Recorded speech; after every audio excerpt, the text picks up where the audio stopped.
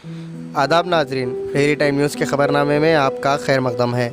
मक्का मस्जिद bomb blast का अफसोसनाक वाक़या होकर आज 12 साल मुकम्मिल हो चुके हैं, लेकिन बम ब्लास्ट और पुलिस फायरिंग में शहीद हुए नौजवानों को आज भी इंसाफ नहीं मिला है। और उससे भी ज़्यादा अफसोस की बात यह है कि मक्का मस्जिद में एक्विटल हुए मुजरिमों को NIA कोर्ट ने बरी कर दिया है। मक्का मस्जिद बम ब्लास्ट केस की अक्यूज़ साध्वी प्रज्ञा ठाकुर तो 2019 की लोकसभा इलेक्शंस में भोपाल से बीजेपी के टिकट पर इलेक्शन लड़ रही है। आपको बता दें कि 18 मई 2007 को ये अफसोसनाक वाक़या पेश आया था, जिसमें बम को फ़ोन के ज़रिए ऑपरेट कर धमाका किया गया था। बम की जद में आकर 16 लोगों ने अपनी जान गंवाई थी और 5 लोग पुलिस फायरिंग में शहीद हुए थे और 100 से ज़्यादा अफराद ज़ख्मी हुए थे। आज इस वाक़े को 12 साल मुकम्मिल हो चुके हैं और मक्का मस्जिद के अतराफ़ में टाइट सिक्योरिटी देखी गई। एडिशनल CP शिखा गोयल को साउथ जोन का इंचार्ज बनाया गया और लॉ एंड ऑर्डर को बरकरार रखने की जिम्मेदारी दी गई। आइए देखते हैं।